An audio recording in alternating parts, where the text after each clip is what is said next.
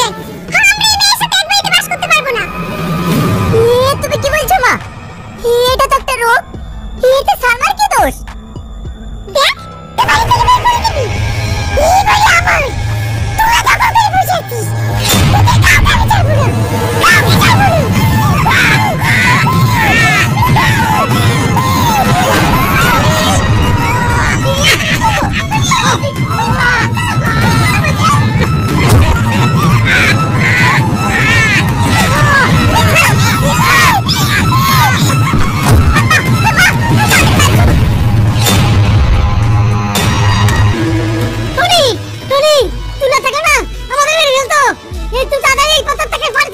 কিছু হয় না, সালমান নার্ভের সমস্যা আছে, সেই কারণে মনে হয় ওইরকম আচরণ করছে। কর্তাবাবু, কর্তাবাবু, আমাদের সেই পুরনো বাড়িতে একটা মেয়ে চুলকুলি মেয়ে বেড়াচ্ছে। কাছে গিয়ে দেখি আমাদের সেই নতুন বৌমা। এসব তুমি কি বলছো যতীন কাকা? এটা কিভাবে সম্ভব? সালমান তো ঘরে আছে। আমি সত্যি বলছি ছোট বাবু, আমি নিজের চোখে দেখে আসনু। তোমরা সব পাগল হয়ে গেছো। সালমা ঘরে আছে, আসো আমার সঙ্গে।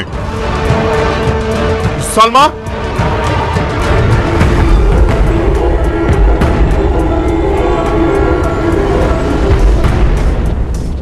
এবার তো বিশ্বাস হলো।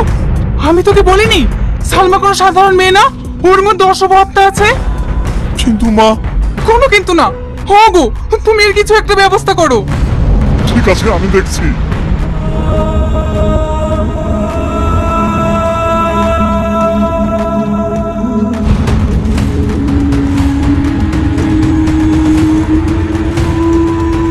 ওরে বাবা, আয় বাবা আয়, আর লুকোচুরি খেলিস নি। এই দেখ তোর বাপ এসেছে, কাল ভৈরব।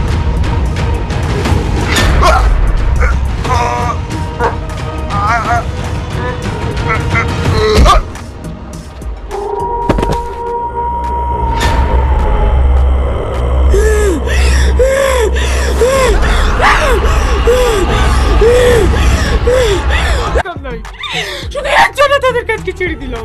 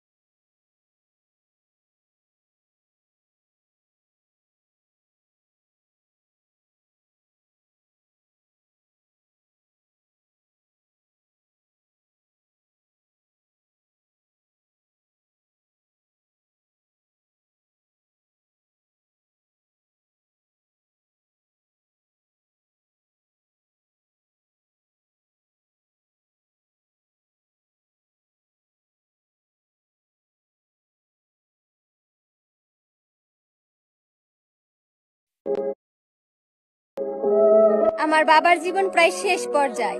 আমার এই 17 বছর বয়সের জীবনে